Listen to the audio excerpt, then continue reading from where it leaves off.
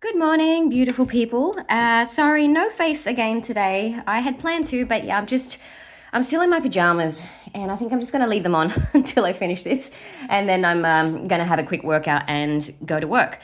So I do have a message from Jesus this morning. I've got a few things, but I also don't want to ramble too much because I don't know how much storage space I have left now. So let's just get to it. Okay, I'm going to start with. Actually, no, you know what? I'm actually going to start with a wonderful revelation that like, I was just talking about Jesus. Now I'm going to start with a wonderful revelation from my son last night, actually. I was working on my laptop and he comes to me. So he's 6 and he comes to me with this look of absolute glee, and I'm thinking I need to stop what I'm doing because I feel like, this is going to be some kind of groundbreaking, revelation he's about to hit me with, and I need to be all ears for this one. And he says to me, "Hey mum, I've just realized something. Kid spelt backwards is dick."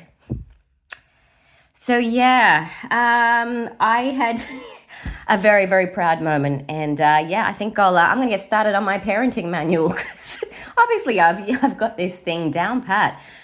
Okay, all right, so let's move along. So last night there were two things, and this is really cool. He's never done this in this way before, but Jesus is a very creative, fascinating guy. So he was talking to me about love connections, but healthy love connections. And I love that he gave it to me in two different ways because not everybody's the same, So, and he was known for, using parables. So he speaks to people in a way that's going to make sense for them. So I'm just going to give you both things that he showed me. He was talking about, particular love connections that are coming into union, okay?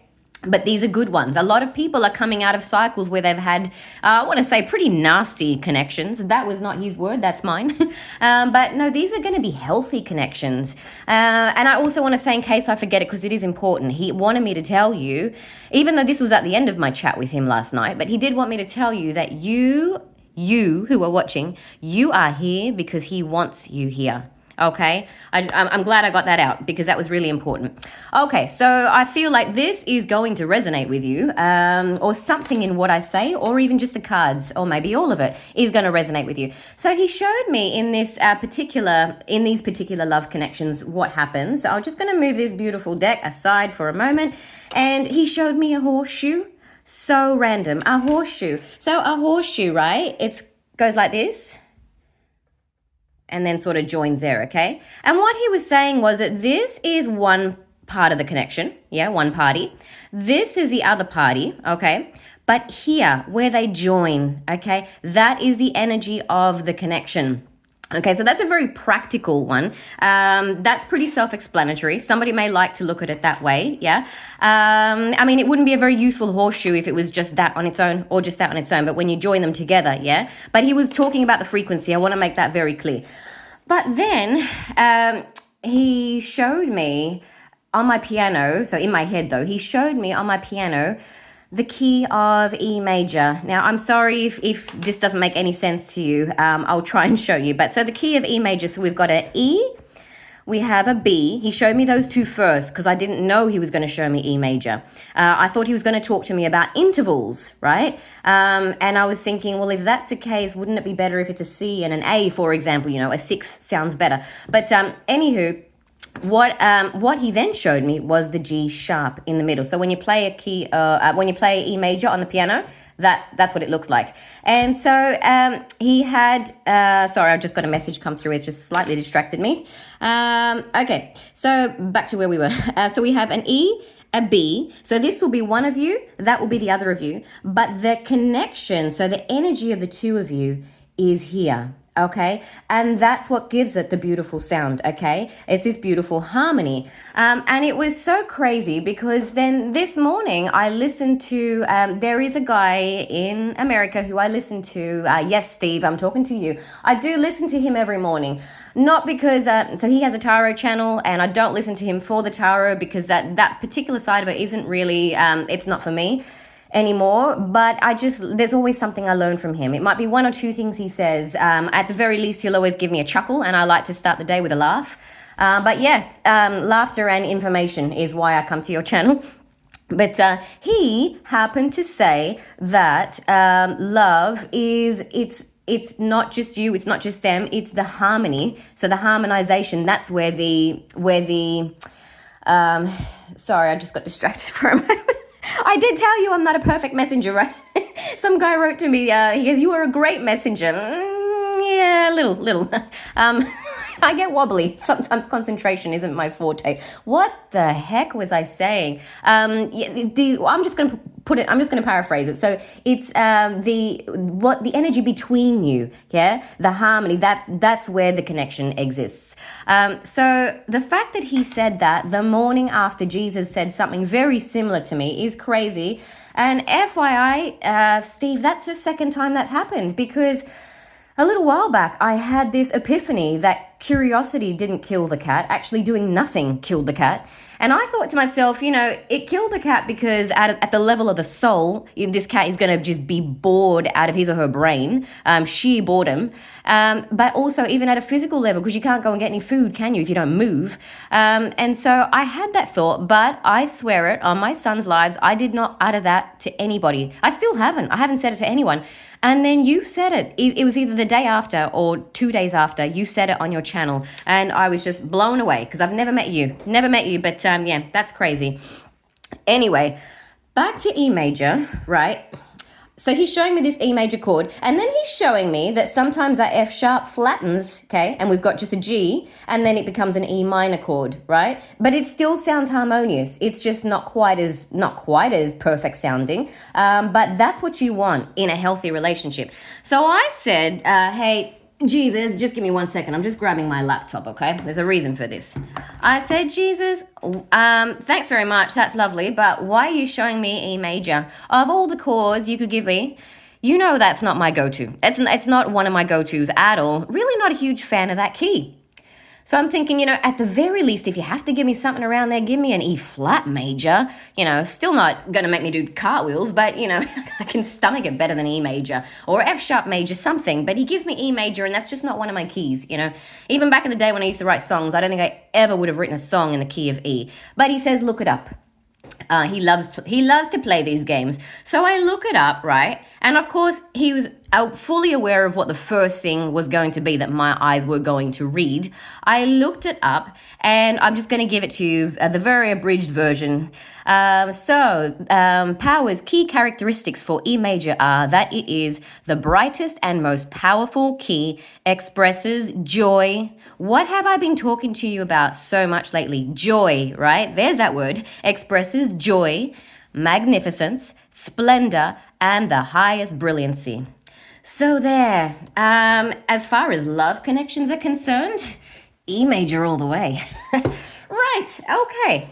Now, we're going to move on to the cards. So Jesus said this time we're going to do 3 cards, but I'm going to put them all out at the same time. And the card that your eye first notices, that is the one that is most strongly meant for you, okay?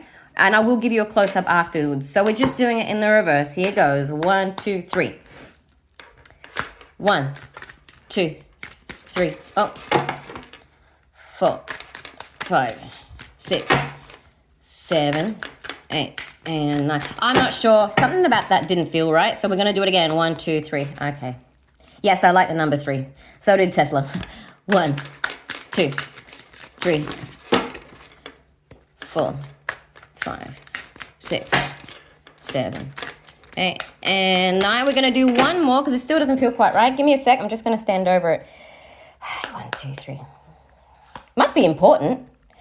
1, 2, 3, 4, 5, 6, 7, 8, and 9. Yeah, there's a lot of energy in these cards, and my heart is thumping. So this is going to be for someone. Okay, let's go. I'm going to put them all out quickly. Oh, I should. You know what? I'll do it like this because you're not meant to see one before the other. Here goes. Boom. Okay. Whichever one your eye landed on first, okay? So here goes. We have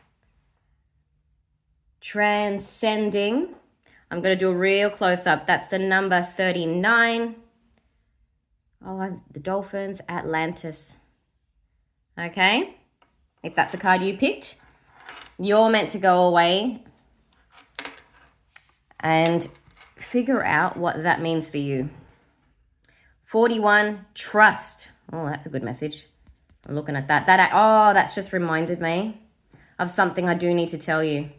And what do we have here? Polynesian Voyages, the Pacific Ocean. Now, those of you who have been with me for a while, you know I don't say, I'm not trying to channel these cards. That's not what I'm here for. That's your job. Slightly different style of reading. 38, strength. I do feel the need to say this, okay? It's all I'm going to say. Joan of Arc, France. This one came up once before, and I did mention to you that Joan of Arc did receive communication from the Archangel Michael, which she documented. So I do feel I need to say that, just in case you don't know that. Strength. Okay. I almost don't want to put the horse's hooves. The horseshoe. Yeah, I just remembered. Okay. Now, this has reminded me of something that I did forget to say to you. I was also shown a vision, okay? I was shown a vision when I was talking to Jesus, and it was directed towards the people who are watching this, okay? The people who Jesus wants here. And he was showing me that his light was shining, I want to say was shining at you. So you might say in the vision, okay, he obviously shows me things so that I can see them. It's not that this is necessarily where he's positioned, okay? It just makes it easy to see. He was sort of up here, and he was shining his light on you, okay, you the viewer, and that light was going straight to your heart. And it was a beautiful light. It felt like a waterfall, like water flowing at you, but it wasn't. It was light energy, okay? And then he showed me all these other lights around you, just all around you. But they were, the way they made me feel. They were like, almost like clowns. They just felt silly. They felt really ridiculous, like clowns. Like, you know how Shakespeare would introduce the clowns for a bit of comedic relief, but you didn't really take them seriously and they weren't part of the play. That's how they made me feel, just these ridiculous lights all trying to like jump around and get your attention, like, look at me, look at me, look at me. And that was essentially false light, okay? And there's a lot of it, and it tends to move around a lot and make a lot of noise, but it was so ridiculous. That is the feeling that I want to convey to you. Because, you weren't even paying attention to it, because how can you when you've got Jesus looking down at you, sending you all of this beautiful, beautiful light, and it was going directly to you, to your heart. Wow, I just got a giant lump in my throat. Holy confirmation. Yeah, so that's for you, and I think we're going to end on that. I wish you all a beautiful day, and I'll see you soon.